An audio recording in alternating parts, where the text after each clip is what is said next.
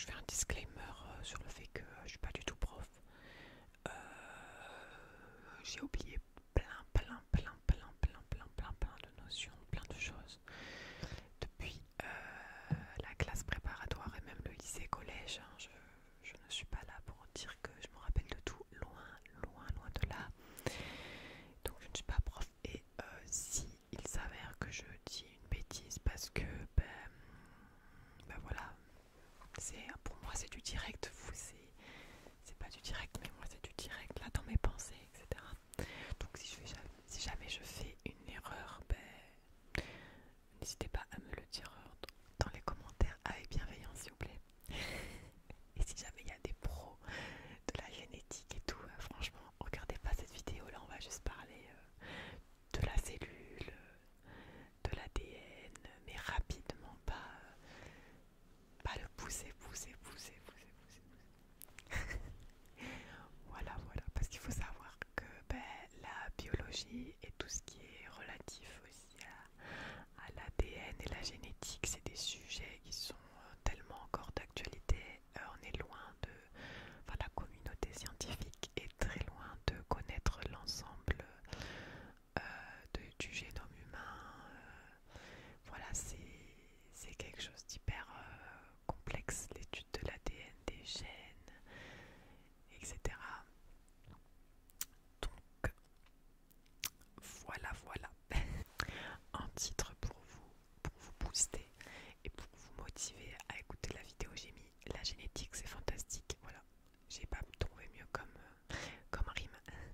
Du coup, je vais être avec mon téléphone parce que au début j'avais fait sur le PC, mais si vous saviez les galères de tourner une vidéo ASMR. Et oui, j'ai un petit manteau parce qu'il fait froid. Voilà. Hein. Allez, on est parti. Donc, avant de commencer la vidéo, en introduction, de l'introduction, je voulais vous poser une première question qui est: quels sont les mots qui vous viennent à l'esprit quand je vous dis génétique? Bon, j'ai dit quelques mots juste avant, mais vous, qu'est-ce qui vous parle quand on parle de génétique? Quels sont les premiers mots qui vous viennent à l'esprit? Les mots que vous pourrez écrire les mots clés. Donc, par exemple, héréditaire. Peut-être que tu as dit ça. Transmission, peut-être. Les gènes, l'ADN, le génome, tous ces termes-là. S'ils te parlent pas du tout, c'est pas un problème parce qu'on va en parler. Ok. Donc, j'avais demandé à ChatGPT, parce qu'on aime bien demander à ChatGPT ici, pour lui, enfin, qu'est-ce que c'est la génétique? Et donc, je vais vous lire. Donc, la génétique est la branche de la biologie qui étudie l'hérédité et la variation des caractères biologiques chez les êtres vivants. Elle cherche à comprendre comment les caractéristiques d'un organisme sont transmises de génération en génération, ainsi que les mécanismes sous-jacents à cette transmission. Merci ChatGPT. Donc oui, on est bien dans l'hérédité, la transmission de caractères sur les différentes générations et tous les mécanismes internes euh, qui permettent cela, en gros. Donc avant de rentrer dans des choses un peu plus entre guillemets avancées, même si ça va être très accessible, euh, je voulais parler, mettre des mots simples tout d'abord, parce que tout le monde, comme je l'ai déjà dit, n'a pas le même apprentissage en biologie, en SVT. Donc je voulais rappeler que chaque être vivant sur Terre, donc les êtres vivants, c'est les humains, les animaux, les plantes, les insectes, les bactéries. Donc si vous connaissez un peu plus les mots prokaryotes et eucaryotes, de grosses familles, chaque être vivant a sa propre identité, je vais appeler ça identité génétique, a son propre code génétique. Donc, par exemple, nous les humains, si on prend l'espèce humaine,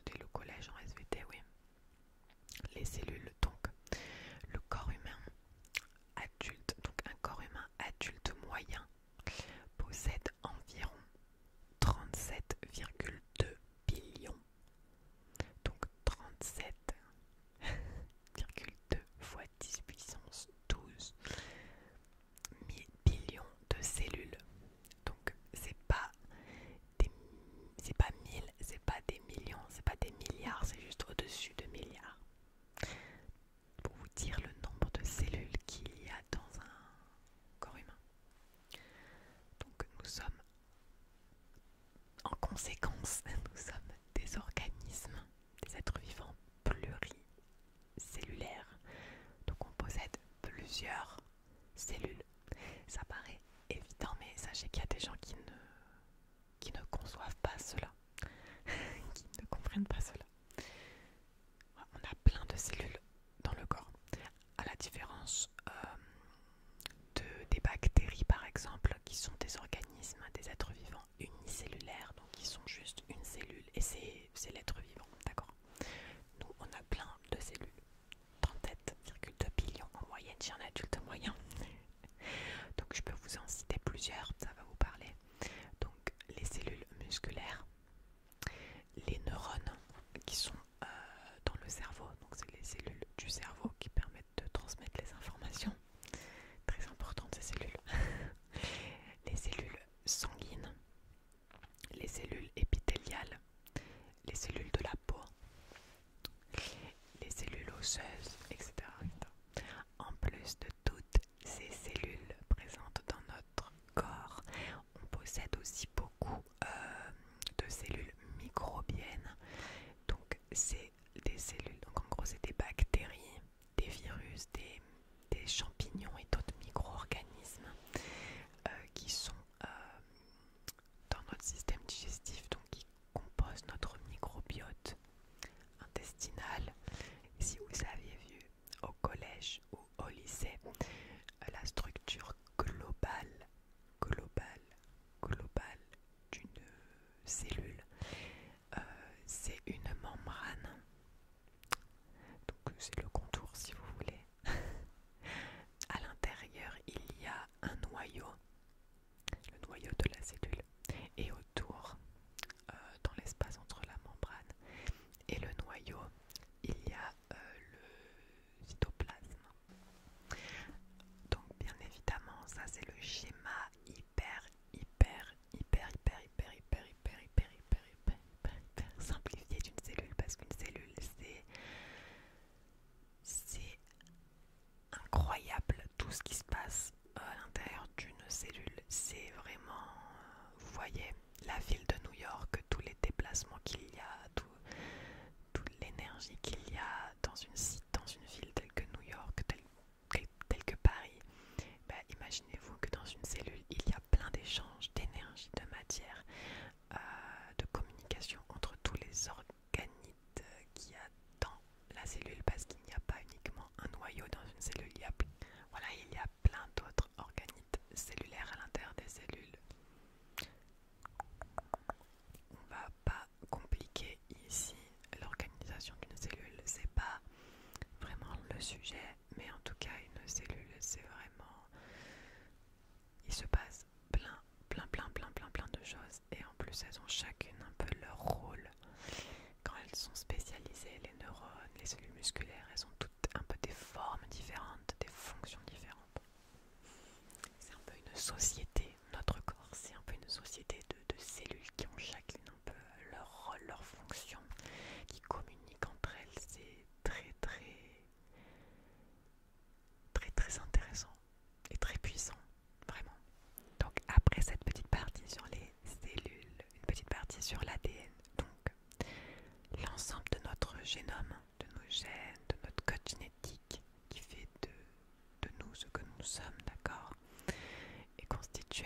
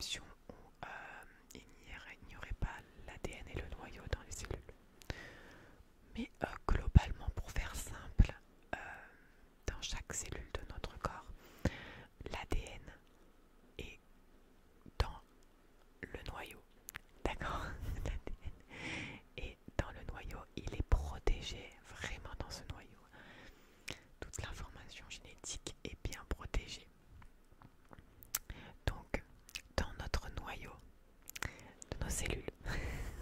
On possède de l'ADN, mais comment est réparti cet ADN, d'accord? Donc on possède 46 molécules d'ADN. Donc imaginez des serpentins, vous voyez, pour les fêtes d'anniversaire et tout là, les trucs qu'on lance. Imaginez 46 serpentins. Et bien, imaginez qu'en fait ça c'est une molécule, c'est la forme à peu près de la molécule d'ADN. La molécule d'ADN c'est un peu une forme de double hélice. Un truc qui tourne. Donc un peu comme les serpentins si vous voyez. On fait de la vulgarisation, d'accord? Et donc un serpentin, donc un serpentin est égal, ça s'appelle un chromosome, d'accord? Donc on a 46 chromosomes dans le noyau de nos cellules, d'accord? Or, voilà, même l'ADN est en couple. Donc en fait ces 46 chromosomes, ils sont appareillés, ils sont par paire, ils sont en couple avec leurs congénères qui leur ressemblent, d'accord? Et donc nous, en l'espèce humaine, on a 23 paires de chromosomes. Voilà, un peu comme des chaussures si vous voulez. On a 23 paires de chaussures de chromosomes. J'espère que c'est clair. C'est un peu les chaussures, vous voyez, c'est deux choses qui se ressemblent. Donc voilà, on a 23 paires et c'est ce qui fait que nous, nos cellules, on dit qu'elles sont diploïdes. Diploïdes. My God, ça pleut tellement dehors, j'ai du mal à m'entendre. Donc ces 23 paires, et sans condition extrême d'amitié, les 23 paires de chromosomes. Pourquoi elles sont en paires en fait? Parce qu'on a reçu dans chacune des paires un chromosome de notre maman et un chromosome de notre papa. Donc là, je parle de maman-papa au sens de la génétique, d'accord? Voilà. Donc un chromosome de la mère, un chromosome de notre père qui font des paires. Donc on a 23 paires est égal à 46 chromosomes. Ok. Donc sur ces 23 paires de chromosomes, on en a 22 qui s'appellent des chromosomes autosomiques. Voilà. Pourquoi? Bon bref, voilà. Et une paire, la 23e paire de chromosomes, qui est la paire de chromosomes sexuels. Donc c'est ce qui fait que le fœtus, enfin le bébé, va être une fille ou un garçon d'un point de vue génétique, d'accord? Voilà. On oublie les caractères sociaux après, sociétaux, d'accord? Là on parle que des chromosomes. Donc les hommes, ils sont sur la 23e paire, donc la paire de chromosomes sexuels, ils ont un chromosome qui s'appelle Y. Donc c'est un tout petit chromosome, hein. C'est le plus petit. Un chromosome Y et un chromosome X qui est un peu plus grand. Donc cette paire-là, en fait, chez les hommes, elle se ressemble pas tellement. Il y a un serpentin qui est très grand et un serpentin qui est très petit. Alors que chez la femme est caractérisée par deux grands chromosomes X. Voilà. C'est ce qui fait que le bébé sera une fille ou un garçon. Ça dépend que de cette paire-là de chromosomes. Donc c'est 23 paires de chromosomes, c'est 46 chromosomes constituent l'entièreté du code génétique d'un individu et il est présent dans le noyau de nos cellules, dans tous les noyaux. C'est tous le même, d'accord? Très bien. Ok, juste pour aller un tout petit peu plus loin et pour vous donner un peu de vocabulaire, l'ADN, ça veut dire acide désoxyribonucléique. C'est un ensemble de plein de nucléotides. C'est un polymère du coup. Un polymère, c'est poly, plusieurs, mère, donc plusieurs choses. C'est un assemblage de nucléotides. Donc j'ai vraiment la structure, c'est beaucoup plus compliqué que ça. Il y a des choses des liants, etc. Mais pour faire simple, l'ADN c'est deux brins qui s'entortillent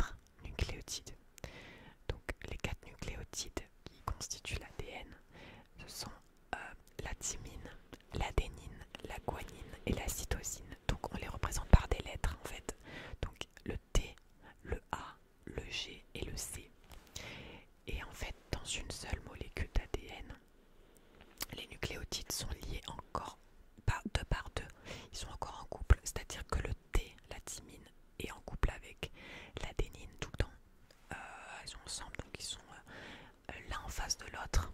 Ils se donnent la main si vous voulez. Et ensuite, la guanine et la cytosine, le C et le G sont toujours ensemble. Et en fait, sur l'ensemble de toutes les lettres, ça fait un code en fait. Vous voyez? Imaginez-vous un peu dans un escape game avec un code à résoudre. Ben, c'est un peu ça en fait. Par exemple, sur une molécule d'ADN, on a un enchaînement A, C, T, G, A, T, T, T, T. Et en fait, en lisant ce code, ça forme ensuite plein de choses. Tout, plein de choses. Mais ça, c'est un peu complexe à expliquer.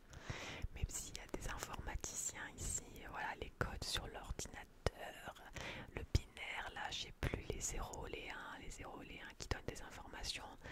Ben, l'ADN, c'est un peu ça, c'est un code en fait. Donc voilà, et c'est un code qui donne toutes les informations après phénotypiques et génotypiques de notre corps. Bref, sortons un peu de ça. Revenons à ce qu'on disait juste avant. Chaque paire de chromosomes, vous voyez, les 23 paires, il faut vraiment que vous visualisez 23 paires dans votre tête.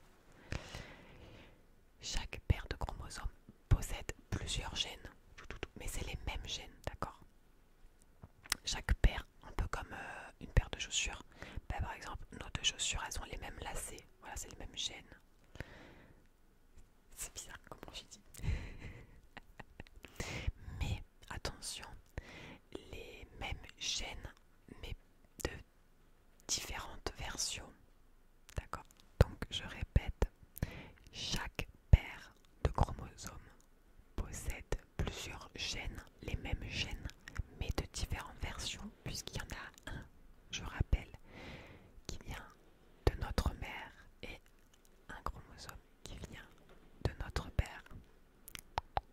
Et donc les versions des gènes, on appelle ça les allèles. Un allèle. Un allèle. Donc là j'avais mis une petite comparaison hyper nulle.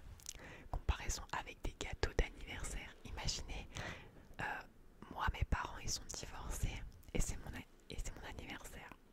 Donc je vais le fêter 2 fois. Je vais le fêter chez ma mère et chez mon père. Et mon père va faire un gâteau. Et ma mère elle va faire un gâteau. Donc en soi, c'est pareil. C'est 2 gâteaux. Mais ils seront différents parce que mon père il sera au chocolat et celui chez ma mère il sera à la fraise. Donc c'est un peu ça. Les gâteaux, c'est les gènes. Et le fait qu'ils soient au chocolat ou à la fraise, c'est des versions différentes. Ça s'appelle des allèles. Voilà. Globalement, si vous comprenez bien.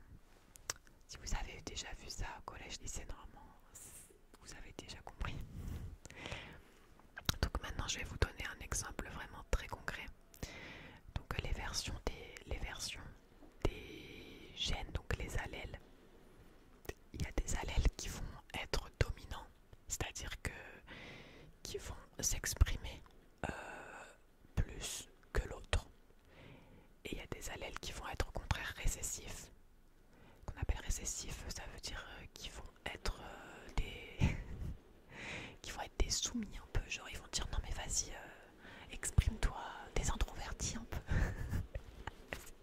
Hyper nul. Donc des allèles peuvent être dominants, peuvent être récessifs. Ensuite la combinaison de 2 allèles peuvent être codominants ou avec une double récessivité. Voilà, il y a plusieurs versions pour chaque gène. Et des gènes, il y en a plein, parce qu'il y a plein de gènes qui codent du coup pour plein de caractères dans notre corps, d'accord? C'est très simple. Bon Pauline, on comprend rien à ce que tu dis. Tu veux pas nous donner un exemple concret? Oui, je vais vous donner un exemple concret sur les yeux bleus. C'est assez facile à comprendre. Donc, les yeux bleus, non, la couleur des yeux des individus, de nous, est codée par un gène. La couleur des yeux. Le gène, c'est la couleur des yeux. D'accord? Donc ce gène, il a 2 versions différentes. D'accord? Une version que notre mère version que notre père nous a donnée, d'accord? Sur nos deux chromosomes. Nos deux chromosomes, tout qui sont à côté, on va dire. Et quelque part sur le chromosome, il y a un gène couleur des yeux, un allèle couleur des yeux, et sur l'autre, il y a aussi un allèle couleur des yeux. Comment on a les yeux bleus? Pour qu'un individu ait les yeux bleus, il faut qu'il reçoive de sa mère l'allèle des yeux bleus et de son père l'allèle des yeux bleus. Donc en fait, l'allèle couleur des yeux bleus, il est récessif. Ça veut dire qu'il n'est pas du tout, qu'il ne s'exprime pas s'il y a un allèle dominant. Donc pour qu'il puisse s'exprimer et qu'un individu ait les yeux bleus, il faut qu'il ait les deux versions du gène des yeux bleus, les deux. Donc en bref, pour qu'un individu ait les yeux bleus, il faut qu'il ait deux allèles récessifs des yeux bleus. Donc il faut qu'il soit homozygote. Homozygote, ça veut dire que l'individu possède la même version du gène sur ces deux allèles, sur ces deux chromosomes du coup. Et sinon, on dit que l'individu est hétérozygote, par exemple. Moi, il est très probable, moi c'est sûr en fait, que j'ai une version de l'allèle yeux bleus et une version de l'allèle yeux marron. Et du coup, j'ai les yeux marrons parce que yeux marrons, c'est dominant. Parce que moi, mon père a les yeux bleus, donc il a forcément deux allèles yeux bleus. Et quand on nous transmet un du père, un de la mère, c'est un au hasard sur les deux. Vous voyez? Donc par exemple, deux parents qui ont les yeux bleus, ils sont forcément tous les deux homozygotes de ce gène-là. Et du coup, l'enfant aura forcément les yeux bleus. Ou après, s'il y a des mutations et tout, enfin, peut-être que ça peut être différent. Mais là, je vous parle vraiment de la base et de la globalité et de la... Voilà, je vulgarise et je fais ça simple. En revanche, deux parents qui ont les yeux marrons et qui sont hétérozygotes avec l'allèle des yeux bleus peuvent très bien avoir un enfant qui aura les yeux bleus si par les brassages ou par quelque chose, un processus totalement aléatoire vont faire que l'enfant aura de la mère le gène, l'allèle récessif et j'ai dit de la mère ou du père, enfin des deux, ils vont donner l'allèle qui est récessif et donner un enfant avec les yeux bleus. Il faut savoir que je crois que c'est les yeux verts, je sais pas, je pourrais pas vous expliquer, mais c'est plus rare que les yeux bleus. Voilà, du coup il est tout à fait possible même qu'un parent qui a les yeux bleus et un parent qui a les yeux marrons donne un enfant avec les yeux bleus. Par exemple, moi, vu que j'ai l'allèle sûrement, c'est sûr, récessif des yeux bleus, vu que mon père a des yeux bleus, il est très probable que si j'ai un enfant avec quelqu'un qui a soit les yeux bleus ou possède aussi la version du gène des yeux bleus, par le hasard du brassage, que j'ai un enfant avec les yeux bleus par exemple. Voilà. Donc le gène des yeux bleus, c'est vraiment des allèles gènes récessifs qui n'est pas dominant. Et du coup, ce qui est dominant, c'est vraiment l'allèle yeux marron. Voilà, voilà, voilà. Ensuite, j'ai continué en me posant une question que je trouve qui est intéressante et permet de mieux comprendre. C'est comment, du coup, se déroule la transmission de l'information génétique et pourquoi les enfants sont-ils quand même différents, quoi. On peut se poser la question. Alors le brassage, là, tous ceux qui l'ont vu au collège-lycée, vous avez vu le brassage interchromosomique, le brassage intrachromosomique, les mutations et tout, et tout, et tout, et tout. Donc, déjà, comment les parents, lors de leur reproduction, transmettent en fait leur code génétique, comment c'est transmis en fait cet ADN. Bon, il y a plein de processus, c'est hyper... Quand on étudie un peu plus profondément, et par exemple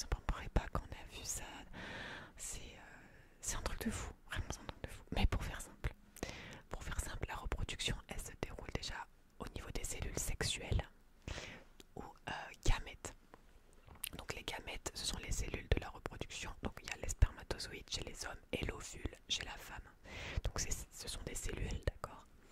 Elles sont créées au niveau des organes reproducteurs. Donc déjà, il y a la spermatogénèse, c'est le processus qui se déroule dans les testicules, plus précisément dans les tubes séminifères, qui sont de minuscules structures enroulées à l'intérieur des testicules. Et chez la femme, il y a l'ovogénèse, qui commence dans les ovaires de la femme. Donc c'est là, dans ces deux endroits-là, que sont créés ces gamètes. Et donc ces cellules de la reproduction. Donc l'ovule et le spermatozoïde sont des cellules haploïdes. Donc il y a eu tout un processus de création, je vous passe tous les détails, qui font qu'on avait 46 chromosomes dans toutes nos cellules de base. Tout notre code génétique, c'est 46 chromosomes, et qui étaient en 23 paires, vous vous souvenez. Et là, on disait que c'était des cellules diploïdes, mais les gamètes, les spermatozoïdes, les ovules, ce sont des cellules haploïdes, c'est-à-dire que tout a été divisé par deux, donc il n'y a plus de paires, il y a juste 23 chromosomes, d'accord? Donc c'est la moitié. Et donc on a compris que lors de la fécondation, lors d'un rapport et que le spermatozoïde atteint l'ovule, quand il y a fusion, fécondation on appelle, et ben on dit qu'il y a rétablissement de la diploïdie, c'est-à-dire que 23 plus 23, ça fait le 46, et après chaque chromosome se met avec sa paire, on va dire, enfin, pour schématiser vous dans votre tête, on retrouve les mêmes paires après qui font que hop, ça forme un nouvel individu. Voilà, donc le processus, juste pour vous donner un peu de vocabulaire, le processus qui permet d'obtenir des gamètes haploïdes, du coup, ça s'appelle la méiose. Donc c'est deux divisions cellulaires qui permettent de diviser le matériel génétique aléatoirement. Voilà. Donc, on pourrait se demander aussi pourquoi les enfants sont-ils différents, mais ça s'explique par l'immensité des possibilités de brassage. Donc je vous l'ai écrit, donc il existe une multitude de combinaisons possibles pour obtenir un gamète avec l'ensemble des chromosomes. Donc il y a le brassage interchromosomique, intrachromosomique, donc les mutations, les crossing over, blablabla. Bon, je vais prendre un exemple. Imaginez devant vous, il y a 23 paniers. Donc vous imaginez une ligne avec 23 paniers. Et dedans, dans chaque panier, il y a deux boules.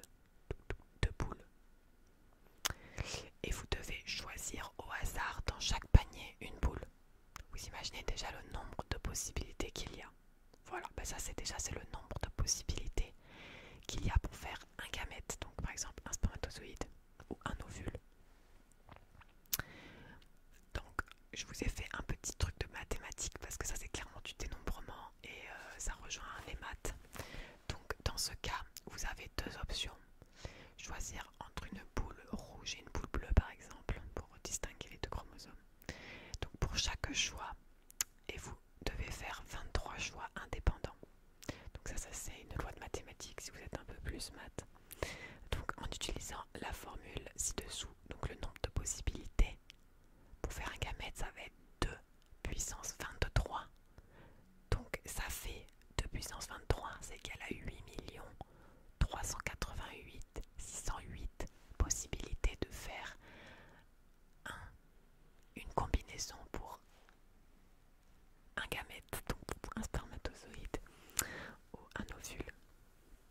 Donc il y a 8 300 000 plus de façons différentes de faire 23 choix indépendants entre deux options.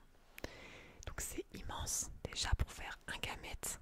Et donc vous imaginez bien que la combinaison du coup du spermatozoïde et de l'ovule démultiplie encore les possibilités, quoi. Donc c'est pour cela que les enfants, il y a des frères et sœurs qui vont beaucoup se ressembler et d'autres absolument pas. Voilà, il y a beaucoup de possibilités. Il y a même des fois des enfants qui naissent black ou foncés de peau alors que leurs parents sont plus caucasiens, blancs. Et inversement, des fois il y a des parents qui sont très métis lisser et leurs enfants vont être totalement blancs quoi. Enfin, la génétique et le brassage, la part d'aléatoire, ouais, c'est vraiment de l'aléatoire en fait, bah, fait tellement de possibilités, voilà, c'est incroyable. Ensuite, je vous ai mis, j'ai voulu parler de quelques trucs. Alors, je ne sais plus tout ce que j'ai écrit, donc je vais le lire en même temps que vous. Donc déjà, sur la trisomie 21. Donc la trisomie 21, c'est une maladie génétique qui fait qu'en fait, sur la paire numéro 21, vous savez, tous les chromosomes sont par deux.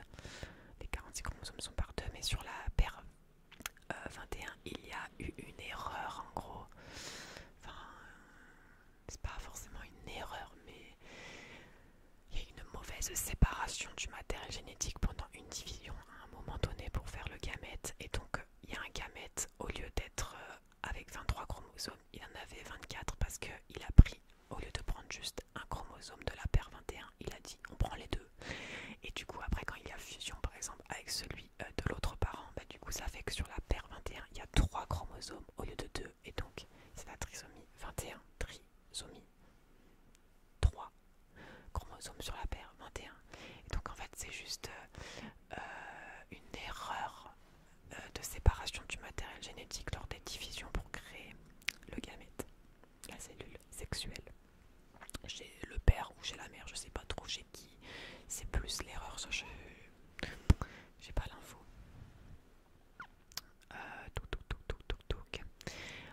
Alors ensuite je voulais vous parler un peu de consanguinité. Et ouais, on aime bien parler de sujets comme ça. Donc la consanguinité, pourquoi en gros la consanguinité c'est dangereux? Je vais vous lire tout ça. Donc la consanguinité, je vais demander à ChatGPT de me faire un résumé parce que sinon je savais que j'allais parler pendant 300 ans là-dessus. Donc la consanguinité qui se réfère à la reproduction entre des individus ayant un lien de parenté proche peut être dangereuse pour plusieurs raisons principales. Donc déjà ça augmente les risques de maladies génétiques héréditaires parce que si deux individus proviennent de la même famille, ils ont des gènes, même s'ils sont récessifs, des allèles, même s'ils sont récessifs à des maladies, et ben ils augmentent leurs chances d'avoir des gènes homozygotes récessifs porteurs de maladies par exemple. Donc lorsque des individus consanguins se reproduisent, ils ont une plus grande probabilité de transmettre des mutations génétiques récessives présentes dans leur patrimoine génétique commun. Donc c'est tellement pas bon la consanguinité pour la diversité génétique et du coup pour que l'individu ne soit pas atteint de maladies génétiques tout simplement. Donc ces mutations peuvent conduire à des maladies génétiques graves telles que la mucoviscidose, la drépanocytose et d'autres maladies autosomiques récessives. Et oui, parce que si vous considérez qu'un père et une mère, même s'ils sont de la même famille, genre des frères et sœurs,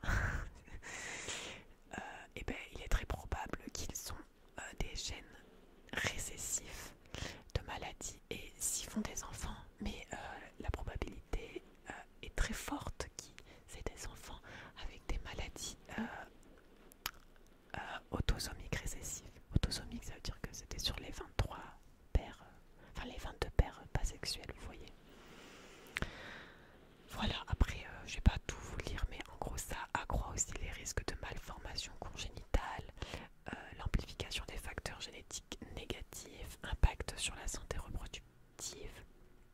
Donc en résumé, la consanguinité peut être dangereuse car elle augmente les risques de maladies génétiques.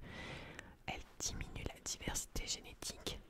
Forcément, elle accroît les risques de malformations congénitales et peut avoir un impact négatif sur la santé reproductive dans les populations où elle est fréquente.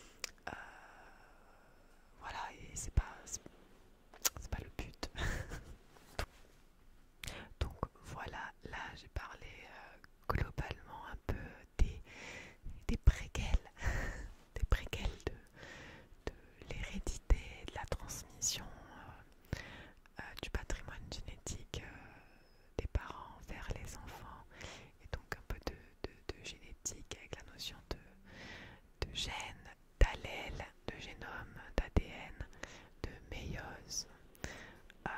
Voilà, je n'ai pas du tout parlé de tout ce qui est, si vous connaissez, la réplication du matériel génétique, les divisions cellulaires, les phases par exemple aussi de la mitose, parce que c'est important, c'est la mitose, c'est aussi la réplication et la transmission complète de l'information génétique d'une cellule à l'autre quand elles se multiplient, les cellules dans notre corps. Donc de passer d'une cellule diploïde à une autre cellule diploïde identique.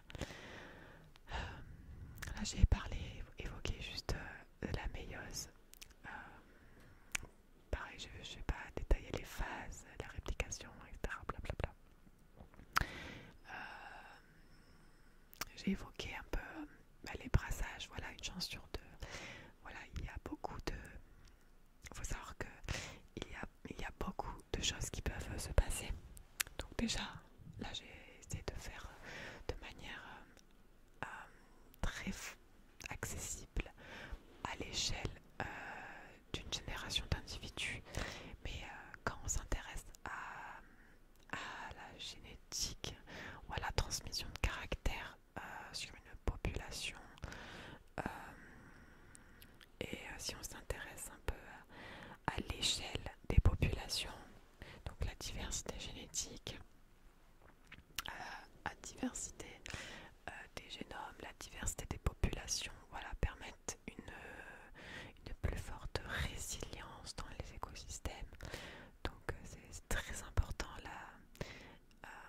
On n'est pas compte de l'importance de la diversité génétique dans nos écosystèmes avec tous les autres êtres vivants. Voilà, on ne parlait que de...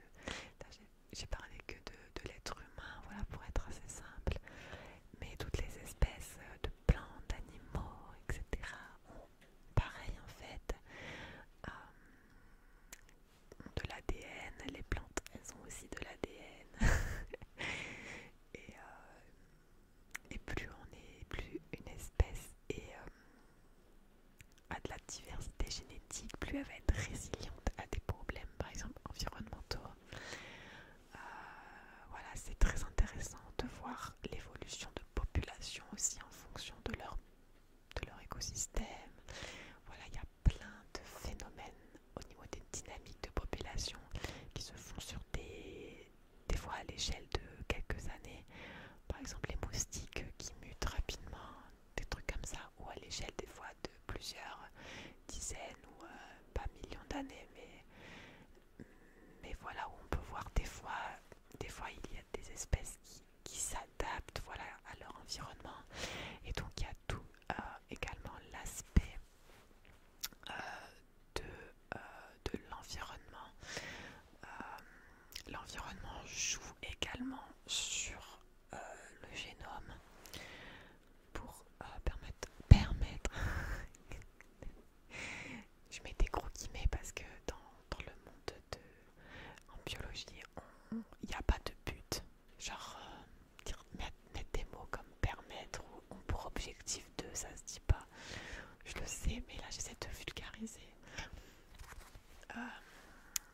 Voilà, là on a vu, c'est très débridé hein, cette vidéo. Mais là, quand je vous ai vraiment expliqué, voilà, les parents vers l'enfant. Donc c'est vraiment une transmission verticale. Mais il y a également des transferts horizontaux de gènes, que ce soit par les facteurs environnementaux. Des fois les virus, il y a des virus, les virus c'est pas vraiment des êtres vivants, c'est des trucs chelous genre. Des fois il y a des débats sur est-ce que c'est un être vivant ou pas, mais moi il me semblait que non. Les virus c'est un peu genre des bouts d'ADN des fois qui viennent s'insérer dans ton ADN à toi et qui du coup ils font un peu des couilles. Il y a des fois voilà, des mutations en fonction, par exemple les cancers ou le soleil peut te faire des mutations sur des choses, sur des parties de ton génome. Bref, je me perds en plus, tout ça je ne l'ai pas écrit, mais c'est vraiment un sujet très intéressant. Je trouve ça dingue, le nombre de choses qui peuvent se passer dans notre corps, mais surtout là au niveau de l'ADN. C'est incroyable le nombre de mutations qui peuvent se faire, mais même au cours du coup de la méiose ou de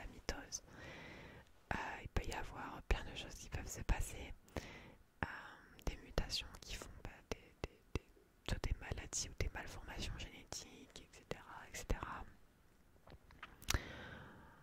Plein de choses. Et incroyable. Et c'est hyper complexe quand on commence à toucher et à voir vraiment tout ce qui est impliqué dans la réplication de l'ADN. L'ADN, déjà, cette structure, elle est incroyable. L'ADN, voilà, j'ai même pas parlé de la réplication parce que voilà, j'avais pas envie de faire trop compliqué. La réplication de l'ADN qui fait des ARN messagers, pré-messagers, puis messagers après l'épissage. Et des fois l'épissage il se fait mal. Enfin voilà, si ça vous parle ce genre de choses, c'est peut-être que vous l'avez vu du coup au lycée ou que c'est vrai. Mais voilà, l'ADN code pour tout dans notre corps, toutes nos protéines, qui régulent nos hormones, etc. Voilà. Et il y a toute une régulation interne. Euh, c'est vraiment incroyable tout ce qui se passe dans le corps même des êtres vivants. Et aussi chez les végétaux. Moi je trouve ça incroyable. Donc voilà, j'espère que cette petite vidéo, je ne sais pas, vidéo vous aura plu et que la pluie n'aura pas été trop chiante parce que vraiment il pleut. Moi je l'entends pas là, mais je vais entendre les écouteurs parce qu'en vrai je l'entends bien. Donc je sais pas ce que ça va donner. Voilà, j'espère que j'ai pas dit trop de bêtises, que j'ai assez vulgarisé pour que ce soit compréhensible par tout le monde ou même que ça vous a rappelé des petits souvenirs. En tout cas, n'hésitez pas à me dire vous quel était votre chapitre préféré quand vous étudiez la SVT ou la biologie ou la science nat à l'époque. Je sais que ma mère, je vois, elle dit ça. Ouais, moi j'ai fait science nat. C'était sciences naturelles un peu pour nos parents. Après il y a SVT, sciences vie de la terre. Et après quand on rentre dans les études supérieures, c'est plus, voilà, on distingue quoi. Là c'est la biologie. Et là, c'est la génétique, l'étude de l'ADN, blablabla. N'hésitez pas à me dire quel était votre chapitre préféré. Moi honnêtement je sais pas.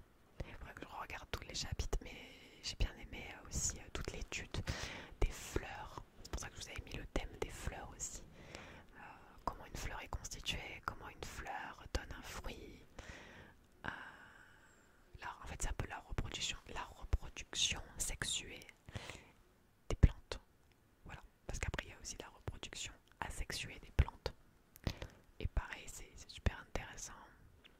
Il y a plein de choses super intéressantes on commence, j'arrive plus à parler, quand on commence à étudier des choses et à comprendre des mécanismes. Et là on se dit waouh, la nature elle est